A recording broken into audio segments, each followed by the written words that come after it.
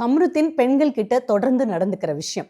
தன்னை ஒரு வார்த்தை சொல்லி திட்டா அதுக்கு பதிலுக்கு 10 மடங்கு ஆக்ரோஷமா பிஹேவ் பண்ற விதம் எந்த விதத்திலையும் ஏற்றுக்கொள்ளக்கூடியதே இல்லை. இதுக்கு பலமுறை மன்னிப்பு கொடுத்த விஜய் சேதுபதி சாரும் பிக் பாஸ் டீமும் இந்த முறை கொடுக்க கூடாது.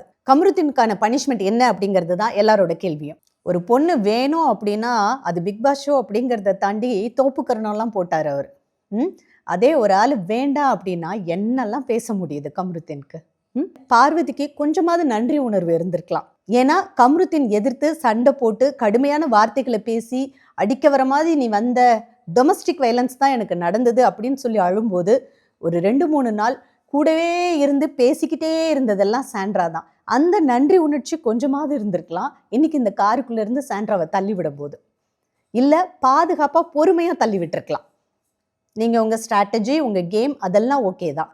தள்ளி விடுறத எப்படி தள்ளி விடணும் அப்படிங்கிற ஒரு வரைமுறை இருக்குது. அந்த சண்டையை நிப்பாட்டி அந்த கூச்சல் குழப்பத்தை தாண்டி சாண்ட்ரா நான் உங்களை தள்ளி விட போகிறேன், நீங்களும் ப்ரிப்பேர் ஆயிக்கோங்கன்னு சொல்லி அதுக்கப்புறம் நீங்கள் தள்ளி விட்டுருக்கலாம் பொறுமையா, எங்கேயோ அடிபடாத மாதிரி. இன்னொன்று, பார்வதி பேசுறது எல்லாமே அவங்க ஒன்று முடிவு பண்ணிட்டா அதை வீக்கெண்டில் வர விஜய் சேதுபதி சாரை தவிர்த்து மற்ற யார் சொன்னாலும் வாயிலேயே பிச்சு மாலை போட்டுடுவாங்க.